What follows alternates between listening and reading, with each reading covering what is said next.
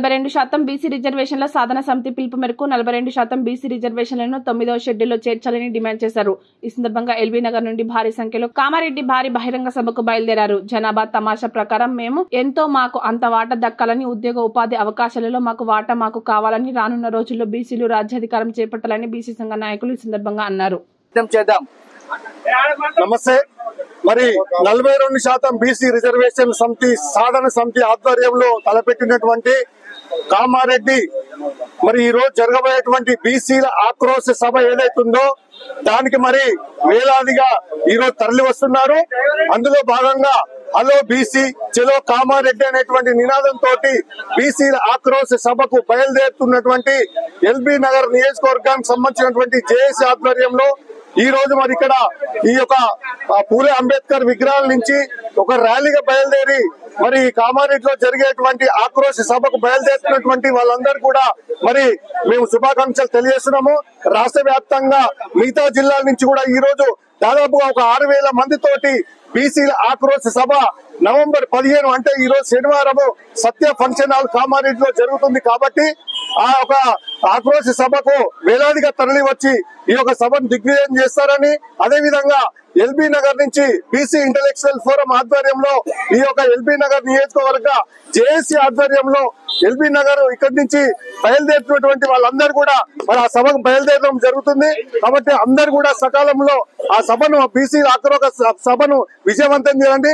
ఇది మరి BC intellectual forum వ్యవస్థాపక అధ్యక్షులైనటువంటి రిటైర్డ్ ఐఏఎస్ చిరంజీవులు గారి నాయకత్వంలో జరుగుతున్నటువంటి మరి ఈ పోరాటానికి మన అందరూ కూడా మద్దతు తెలుపుతూ ఈ యొక్క ఉద్యమాన్ని ముందుకు తీసుకుపోవాలని మీ అందరినీ కూడా వేడుకుంటున్నాము.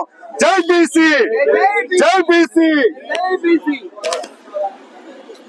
ఈ రోజు కామారెడ్డిలో నిర్వహిస్తున్నటువంటి బీసీల ఆక్రోశ సభను విజయవంతం చేయడానికి ఎల్బీ నగర్ నియోజకవర్గం నుండి బీసీ ఇంటలెక్చువల్స్ ఫోరం టీము సుమారుగా 100 మందికి పైగా ఇక్కడ నుంచి 30-35 కార్లలో ఇక్కడ నుండి బయలుదేరడం జరుగుతూ ఉంది.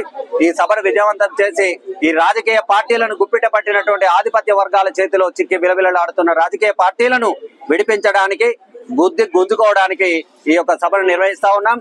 42% రిజర్వేషన్లతో పాటు బీసీలకు దక్కవలసినటువంటి అన్ని రకాలుగా ఆర్థిక పరమైనటువంటివి, ఉద్యోగపరమైనటువంటివి, రాజకీయ పరమైనటువంటి అన్యాయాలన్నింటిని ఎదుర్కోవడానికి సభను వేదికగా చేసుకొని ఎక్కడి నుంచి మా యొక్క ప్రయాణాన్ని మొదలు పెడతా ఉన్నాం. రాబోయే రోజులలో రాజకీయ పార్టీల అధికారంతో పాటుగా ప్రత్యక్షంగా రాజకీయ పదవులన్నింటినీ కూడా ముఖ్యమంత్రి స్థానం అన్నింటినీ కూడా బీసీలు కైవసం చేసుకోవడానికి ఈ సభను వేదికగా ఈ యొక్క రాజకీయ పోరాటాన్ని ఉధృతం చేసే క్రమంలో ఇక్కడ నుంచి బయలుదేరుతా ఉన్నాం. కామారెడ్డిలో నిర్వహించేటువంటి సభ సుమారుగా 15,000 మందితోనే నిర్వహిస్తా ఉన్నాం. కాబట్టి తెలంగాణ సమాజం తక్షణమే ఇక్కడ నుండి ఇంటి నుండి బయలుదేరి కామారెడ్డికి విచ్చేసి సభను విజయవంతం చేసినట్లయితే ప్రభుత్వాలు కూడా బీసీలకు ఇవ్వాల్సినటువంటి హక్కులు, అధికారాలతో పాటుగా ఆర్థికంగా ప్రతి సంవత్సరం కేటాయిస్తానన్నటువంటి 20,000 కోట్ల రూపాయలని ప్రతి బడ్జెట్ లో కూడా కేటాయించాలి. ఇప్పటికే 2 సంవత్సరాలు గడిచిపోయింది. ఈ 2 సంవత్సరాల్లో కేటాయించాల్సినటువంటి 40,000 కోట్లను తక్షణమే విడుదల చేయాలనేటువంటి డిమాండ్ కూడా ప్రధానంగా తీసుకెళ్తా ఉన్నాం. దాంతో పాటుగా అధికారంలోకి వచ్చిన సంవత్సరం లోపనే 2 లక్షల ఉద్యోగాలను భర్తీ చేస్తున్నటువంటి అంశాన్ని కూడా బలంగా వినిపించడానికి మనందరం కూడా ఇక్కడ నుంచి కదలాల్సినటువంటి అవసరం ఉంది. కాబట్టి బీసీలుగా మనం ఇంట్లో ఉన్నంత సేపు మనకెందుకులే రాజకీయాలు అనుకున్నంత సేపు మాత్రమే ఈ ఆధిపత్య దోపిడీ కులాలు, పిడికడీలు, జనం లేనటువంటి కులాల చేతిలో నీలుగుతున్నటువంటి ఈ యొక్క రాజకీయ అధికారాన్ని మనం విడిపించాల్సినటువంటి అవసరం ఉంది. కాబట్టి బీసీలు ఇంట్లో నుండి బయటికి రావాలని పిలుపునిస్తూ విజయవంతం చేయవలసిందిగా ఈ సభను పిలుపునిస్తున్నాం బీసీ ఇంటలెక్చువల్ ఫోరం తరపు నుండి. ఏది ఏమైనా బీసీలు రాజ్యాధికారం కోసం పోరాటం తప్పదని, రానున్న రోజుల్లో బీసీలే ముఖ్యమంత్రిగా ఉంటారని వ్యక్తం చేశారు.